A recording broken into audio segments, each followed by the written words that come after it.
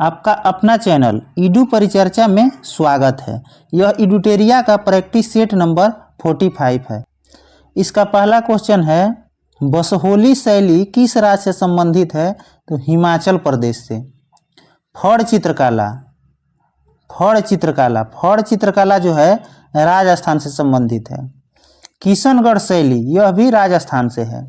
पटचित्र, पटचित्र यह उड़ीसा से संबंधित है। तथा बार्ली चित्रकला यह महाराष्ट्र से है। बार्ली चित्रकला महाराष्ट्र से है। अगला क्वेश्चन है, निम्न में किसने हड़प्पा सभ्यता को सुमेरियन सभ्यता का उपनिवेश कहकर संबोधित किया था? तो यह व्हीलर था, व्हीलर। और हड़प्पा सभ्यता की खोज दयाराम साहनी के द्वारा 1921 में किया गया था। 1921 में। पूछेगा, लोथल की खोज किसके द्वारा किया गया था? रंगनाथ राव के द्वारा। लोथल किस राज्य में है? तो गुजरात में। किस नदी के तट पे है? तो भोगवा नदी के तट पे है, भोगवा नदी के। सिंधु घाटी सभ्यता का एकमात्र स्थल जिसको यूनेस्को में शामिल किया गया है यह है धौलावीरा। धौलावीरा को कब शामिल किया गया है? तो 2021 में, 2021 में। अगला क्वेश्चन है, सूची 1 को सूची 2 से मिलान करना है। इधर है पुस्तक, इधर है लेखक। देखते हैं, Indian painting under the Mughals, पुस्तक के लेखक कौन है? तो पर्सी ब्राउन है। आर्किटेक्चर ऑफ मुगल इंडिया के लेखक कौन है? कैथरीन वी एसर है। वी टेक्रिक ऑफ मुगल पेंटिंग के लेखक कौन है? मोती चंद्र है। Mughal painting during Jahangir time के लेखक कौन है? तो अशोक कुमार दास हैं, अशोक कुमार दास हैं। मोहनजोदड़ो, मोहनजोदड़ो की खोज राखल दास बनर्जी के द्वारा किया गया था। रोपड़ के खोज जगदत्त शर्मा के द्वारा किया गया था। तथा धौलावीरा के खोज जेपी जोशी, यह VVI है, जेपी जोशी। बनमाली की खोज रविंद्र सिंह बिष्ट के द्वारा किया गया था। पूछेगा, मनके बनाने के कारखाना कहाँ से प्राप्त हुए हैं सिंधु घाटी में? तो यह लोथल और चनहुदड़ो से, लोथल और चनहुदड़ो से। अगला क्वेश्चन है, अकाल तख्त की नींव किसके द्वारा डाली गई थी? तो हरगोविंद, हरगोविंद, गुरु हरगोविंद के द्वारा। यह सिख के 6वें गुरु थे। 5वें गुरु गुरु अर्जुन देव थे। 7वें गुरु हर राय थे, 7वें हर राय। तथा 8वें हर किशन थे, 8वें हर किशन थे। सिख धर्म के संस्थापक गुरु नानक देव थे, गुरु नानक देव। अगला क्वेश्चन है, निम्न में किसने हुमायूं को इंसान ए कामिल कहकर संबोधित किया था? तो यह अबुल फजल, अबुल फजल। हुमायूं के बारे में किसने कहा था? हुमायूं गिरते पड़ते जीवन से मुक्त हो गया, ठीक उसी तरह जिस तरह पूरी जिंदगी में गिरते पड़ते रहता था। किसने कहा था? तो यह लेनपुल ने कहा था, लेनपुल ने हुमायूं के बारे में कहा था। VVI क्वेश्चन है यह। अगला क्वेश्चन है, निम्न में से किस शासक ने सुल्तान उल अदल की उपाधि धारण की थी? तो यह शेरशाह, शेरशाह। चौसा का युद्ध 26 जून 1539 को हुआ था शेरशाह और हुमायूं के बीच, शेरशाह और हुमायूं के बीच। बेलग्राम का युद्ध हुआ था 17 मई 1540 में, यह भी शेरशाह और हुमायूं के बीच हुआ था। शेरशाह को शेर खां की उपाधि किसने दिया था? तो बहार खान लोहानी ने, बहार खान लोहानी ने। अगला क्वेश्चन है, किसके शासन में कल्याण मंडप की रचना मंदिर निर्माण का एक विशिष्ट अभिलक्षण था? तो यह विजयनगर में था। विजयनगर की स्थापना 1336 में हरिहर एवं बुका के द्वारा किया गया था, हरिहर एवं बुका के द्वारा। विजयनगर की राजधानी हम्पी में थी, हम्पी में। पूछेगा, राष्ट्रकूट वंश के संस्थापक किसको माना जाता है? तो दंतीदुर्ग को। और चंदेल वंश के संस्थापक ननुक को। अगला क्वेश्चन है, बहमनी, बहमनी की स्थापना 1347 में अलाउद्दीन बहमन शाह के द्वारा किया गया था, अलाउद्दीन बहमन शाह। इसकी राजधानी गुलबर्गा थी, बहमनी की राजधानी गुलबर्गा थी और विजयनगर की राजधानी हम्पी थी। अगला क्वेश्चन है, संस्कृत भाषा निम्न में से किस परिवार से संबंधित है? संस्कृत तो भारतीय यूरोपीय से। सरदा लिपि जो है यह कश्मीर में प्रचलित है। कश्मीर में कौन सी लिपि प्रचलित है? तो सरदा लिपि। खरोष्टी लिपि को दाएं से बाएं लिखा जाता है। खरोष्टी लिपि को दाएं से बाएं की ओर लिखा जाता है। अगला क्वेश्चन है, महात्मा गांधी राष्ट्रीय ग्रामीण रोजगार गारंटी योजना की मजदूरी दरें निम्न में किस आधार पर संशोधित की जाती है? तो यह उपभोक्ता मूल्य सूचकांक कृषि श्रमिक पे इसका सही उत्तर होगा। नरेगा का अधिनियम कौन सा था? 2005 में यह अधिनियम हुआ था और 2006 में यह लागू हुआ था। 2005 में अधिनियम आया था और 2006 में लागू हुआ था नरेगा। इसका नाम बदलकर मनरेगा कब कर दिया गया? महात्मा गांधी के नाम से। तो यह 2 अक्टूबर 2009 को 2 अक्टूबर 2009 को। इसमें 100 दिन तक कम से कम रोजगार देना आवश्यक है। 100 दिन तक। न्यूनतम मजदूरी अधिनियम कब आया था? तो यह 1948 में आया था। 1948 में आया था। अगला क्वेश्चन है, निम्न में किसने सर्वप्रथम कृषकों को तकावी ऋण प्रदान किया था? तो मुर्शीद कुली खां जो था यह प्रदान किया था तकावी ऋण। बंगाल की राजधानी ढाका से मुर्शिदाबाद किसने लाया था? तो मुर्शीद कुली खां ने लाया था। मुर्शिदाबाद से मुंगेर बंगाल की राजधानी किसने लाया था? तो मीर कासिम ने लाया था। आगे क्वेश्चन है, गिरिया के युद्ध में किसकी हत्या कर अली वर्दी खां बंगाल का नवाब बना? तो सरफराज खां की हत्या करके बना था बंगाल का नवाब। गिरिया का युद्ध 1740 में अली वर्दी खां और सरफराज के बीच हुआ था। बक्सर का युद्ध 1764 में हुआ था। उस समय बंगाल का नवाब कौन था? तो मीर कासिम। यह VVI क्वेश्चन है, मीर कासिम था। और अंग्रेज का नेतृत्व कौन कर रहा था? तो क्लाइव जो था अंग्रेज का नेतृत्व कर रहा था।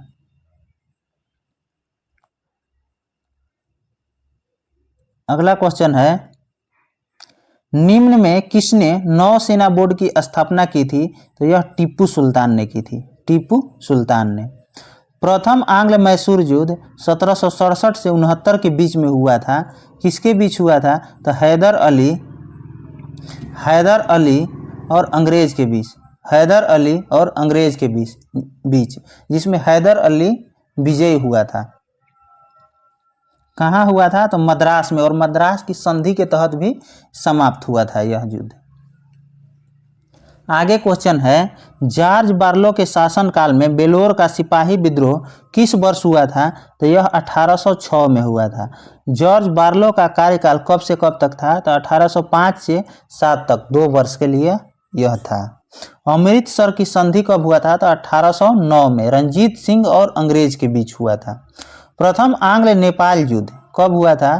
तो 1814 से 16 सुगौली के संधि के तहत यह समाप्त हुआ था, आंग्ल नेपाल युद्ध। नेक्स्ट क्वेश्चन है, किसने कहा था मेरा मूल्यांकन मेरे कार्यों से करना, शब्दों से नहीं? रिपन ने यह कहा था। प्रथम कारखाना अधिनियम 1881 में आया था। वर्नाक्यूलर प्रेस एक्ट कब आया था? तो 1878 में पारित हुआ था और रद्द हुआ था रिपन के समय में।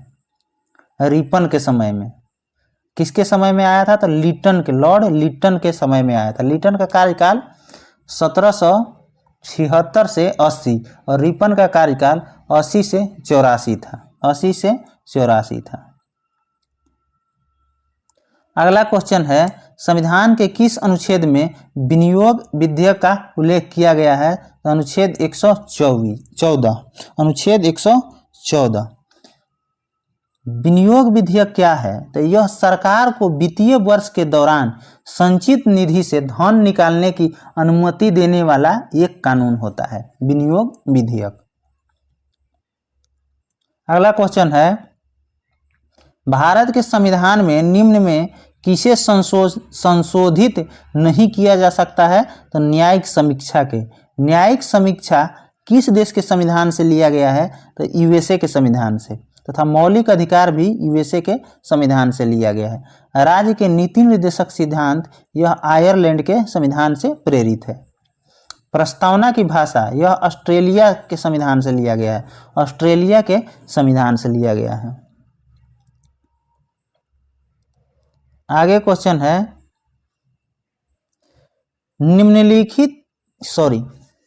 निर्वाचन से संबंधित स्वीप कार्यक्रम का मुख्य उद्देश्य क्या है? स्वीप कार्यक्रम का मुख्य उद्देश्य क्या है? तो मतदाता पहचान प्रतिशत तथा सूचित भागीदारी बढ़ाने हेतु।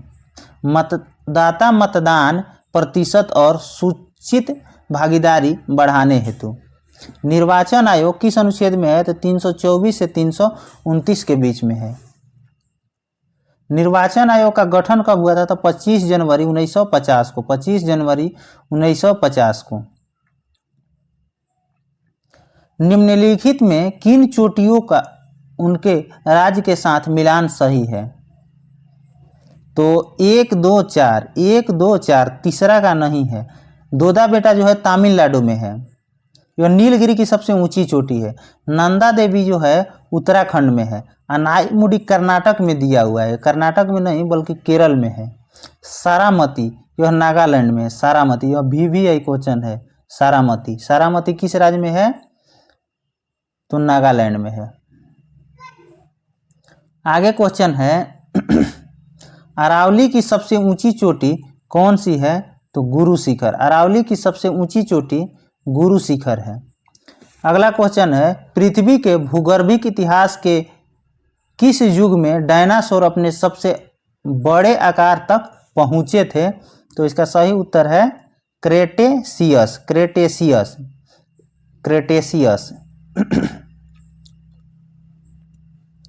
भारत का बृहत्तम क्षेत्र निम्न में से किस प्रकार की मृदा से आच्छादित है?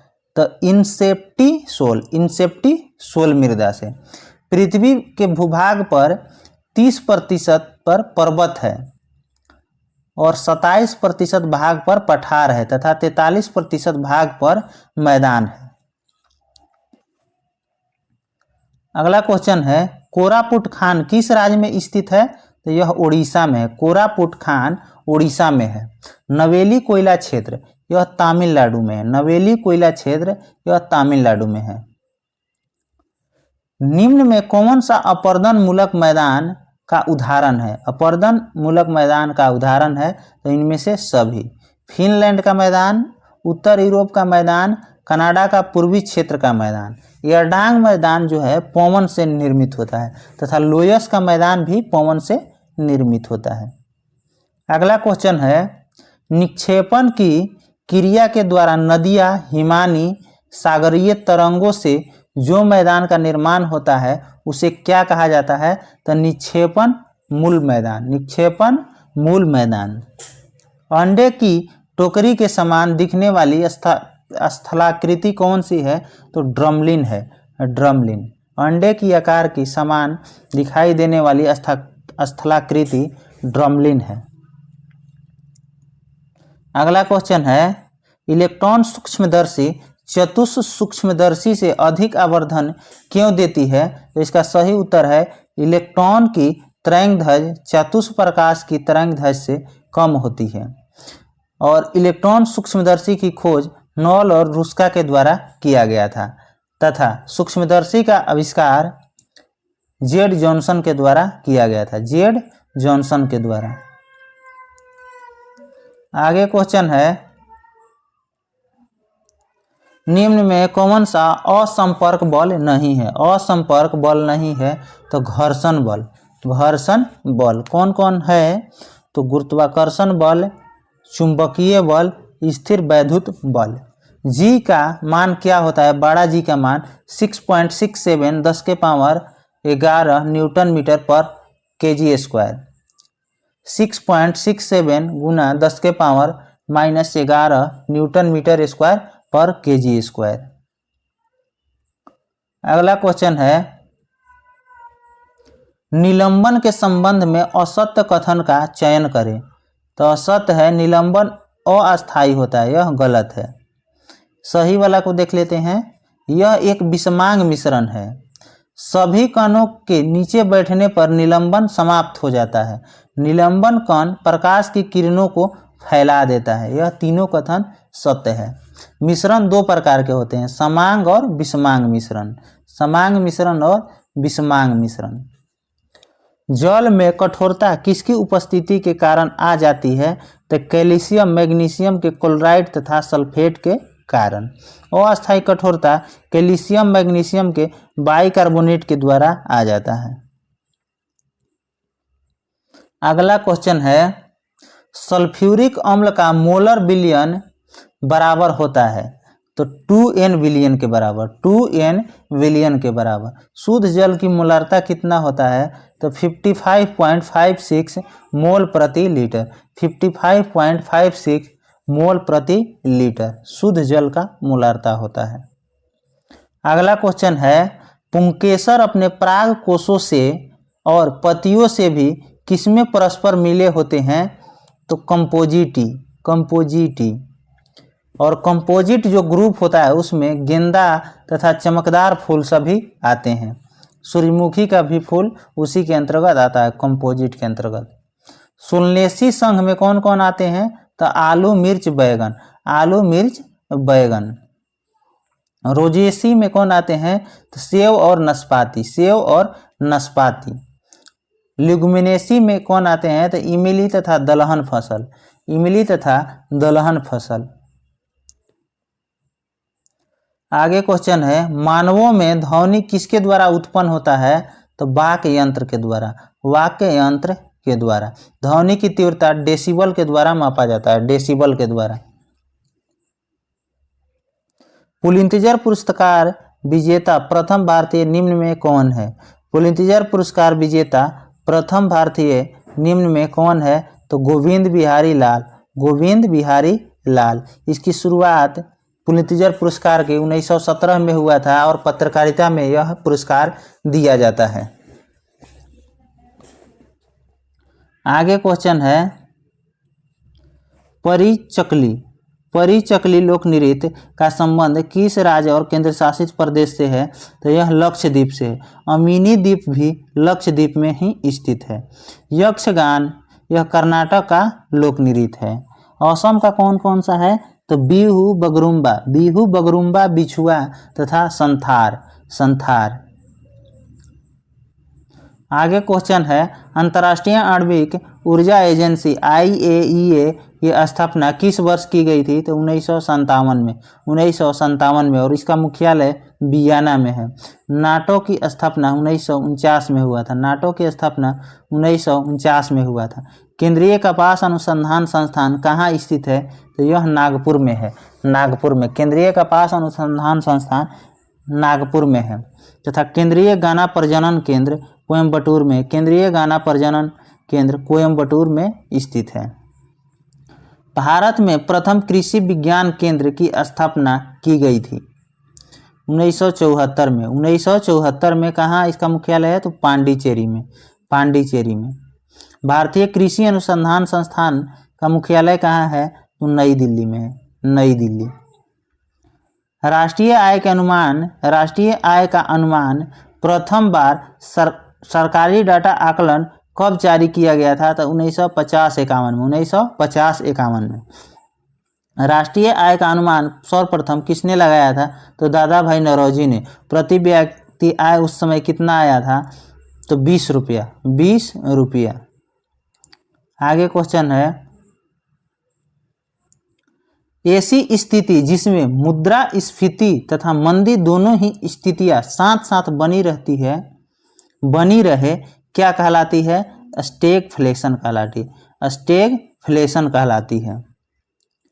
विश्व में आर्थिक मंदी या महामंदी कब आया था?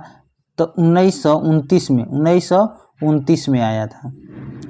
प्रथम पंचवर्षीय योजना 1951 से 56 की योजना का मसौदा तैयार करने में शामिल युवा अर्थशास्त्री कौन थे? तो KN राज। और प्रथम पंचवर्षीय योजना किस मॉडल पे आधारित है? तो हेराल्ड मॉडल पे आधारित है। निम्नलिखित युग्मों पर विचार कीजिए। कौन से युग्म सही सुमेलित है? 1, 2, 3 तीनों सही सुमेलित है। ब्लू कलर जो है शारीरिक श्रम से संबंधित है। गोल्ड कलर यह अत्यधिक कुशल श्रमिक से संबंधित है तथा रेड कलर यह सरकारी कर्मचारी से संबंधित है, सरकारी कर्मचारी से। आगे क्वेश्चन है, निम्नलिखित में से कौन सा एक शाख नियंत्रण का गुणात्मक उपकरण है? तो मार्जिन आवश्यकताएं, मार्जिन आवश्यकताएं। रेपो दर क्या है? तो वह दर जिस पर आरबीआई वाणिज्य बैंक को पैसा उधार देता है उस दर को रेपो दर कहा जाता है। रिवर्स रेपो दर किसको कहा जाएगा? तो जब वाणिज्यिक बैंक के द्वारा जो कर्ज के रूप में आरबीआई को दिया जाता है उसको रिवर्स रेपो दर कहा जाता है। अगला क्वेश्चन है, आर्थिक विकास की व्याख्या का आधार क्या है? तो इनमें से सभी। आर्थिक विकास की व्याख्या का आधार इनमें से सभी है। सकल राष्ट्रीय उत्पाद, प्रति व्यक्ति आय, आर्थिक कल्याण, आर्थिक कल्याण। अगला क्वेश्चन है, श्रम प्रधान तकनीक किस अर्थव्यवस्था में चुनी जाती है? तो श्रम अधिशेष वाली अर्थव्यवस्था में, श्रम अधिशेष वाली अर्थव्यवस्था में। विकसित अर्थव्यवस्था वाला देश में प्राथमिक क्षेत्र में उसका जो राष्ट्रीय आय में योगदान होता है बहुत ही कम होता है, बहुत ही कम होता है। अगला क्वेश्चन है, प्रधानमंत्री ग्रामोदय योजना की शुरुआत किस पंचवर्षीय योजना के अंतर्गत हुई थी? तो 9वीं में। कब हुआ था? 2001 में। 2000 से 2001 के बीच में हुआ था। पंचवर्षीय योजना की शुरुआत 1951 में हुआ था, 1951 में। द एक्सीडेंटल प्राइम मिनिस्टर पुस्तक के लेखक कौन है? तो संजय बारू, संजय बारू। यदि आपका भार पृथ्वी पर 38 किलोग्राम है तो आपका भार बुध ग्रह पर कितना होगा? तो 144 किलोग्राम, 144 किलोग्राम। अगला क्वेश्चन है, भारतीय संविधान की 6ठी अनुसूची में किन राज्यों को छोड़कर अन्य राज्य में अनुसूचित क्षेत्र तथा अनुसूचित जनजाति के प्रशासन का नियंत्रण से संबंधित है? तो असम, मेघालय, त्रिपुरा, मिजोरम। असम में मित्री, असम में मित्री इसका ट्रिक है।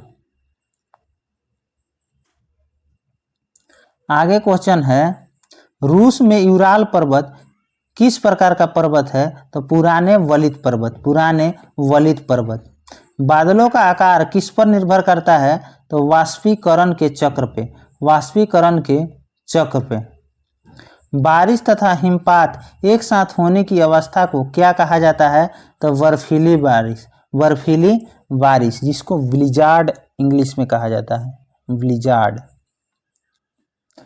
Tata institute of social sciences कहाँ स्थित है? तो मुंबई में, मुंबई में।